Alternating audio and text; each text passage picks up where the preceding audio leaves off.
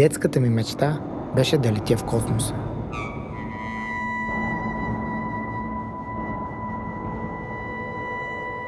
Почти реализирах тази мечта.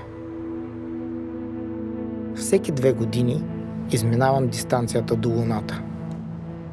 Park Life is a documentary, and it is about, it's an intimate portrait of one of the hundreds of thousands of Eastern European men that are working as a truck driver in western part of Europe. It's at the same time a reflection about the European Union. People often think it's also a social project, but the European Union is in essence an economical project, and economical policies cause situations that have a huge personal impact. So you could often see it as a very asocial project. And the life of my truck driver demonstrates this very clearly, because it's the European Union that creates a situation where people from Eastern Europe come to work for longer periods of time in Western Europe. And of course this has a huge impact on their personal life. In a parked life, I make an intimate observation of the impact on one specific person. For me, it is more than a film about truck drivers. It's a film about fatherhood, about having a father, losing a father, becoming a father, being a father. It's a whole process. And when I became a father, I didn't think it was really easy to become a father. And then I was thinking, you know, when we in the West, when we get a kid, then we have to finish the kids' room, and it will most of the time be a Croatian guy coming in to do the work. So while he was doing that work, I was thinking, but probably this guy has a kid himself back in Croatia. So how do these fathers deal with this transition process? So for me, an important question to ask a character is always like, what was your dream to become when you were a child? Because a child is full of potential, and from his own point of view, it's limitless what he can imagine that he would become. So, and if you then see what he became, you know, it's interesting and revealing. So I asked Peter during one of our research trips, like, what was your dream to become? And he said, I wanted to become a cosmonaut. And while we were in this cabin of the truck, it occurred to me that it is kind of like a space capsule. It is a bit a Soyuz capsule that he's driving in. So it's a beautiful metaphor also, because when we were driving, I asked him, I started calculating. The moon is 300,000 kilometers from the Earth, and they do this every 3 years. They drive this distance. So he kind of is, he really is a traveler to the moon in a way.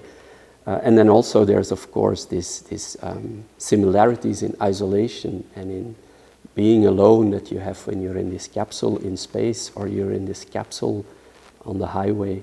So I think it's a very enriching metaphor.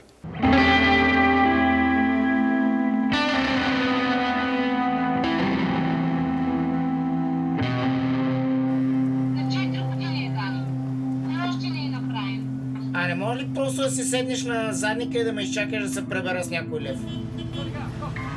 Чакай! I wanted to make this film for a big part filmed from outside of the truck. It's very easy to make a trucker's movie if you're just sitting next to him in the truck and shaky camera, because it's always bumping the truck. But I wanted to make a film that was much more cinematographical. For example, Europe for me is one of the characters in the film. And I wanted Europe to be this solid continent. So it shouldn't shake, it should be solid. So that's already a challenge. And along my thinking process, I came across much more challenges that made it necessary to do it with a cameraman, so extend the crew with a cameraman. Then of course sound is really important. We need a sound guy. And then to bridge the language barrier between me and Peter, I also needed a translator and fixer. So that made it 4 of us.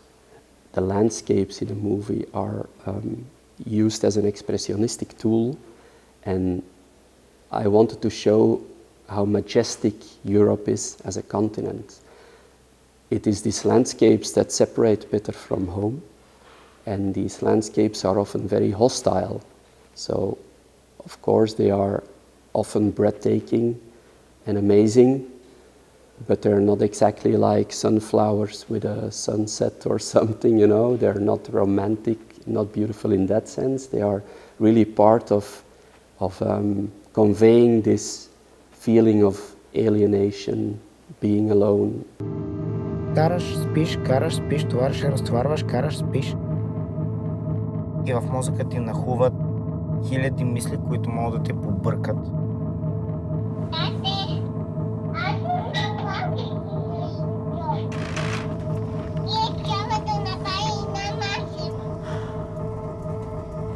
So their rhythm of life of these truck drivers usually is 3 months work, 1 month home, 3 months work, 1 month home.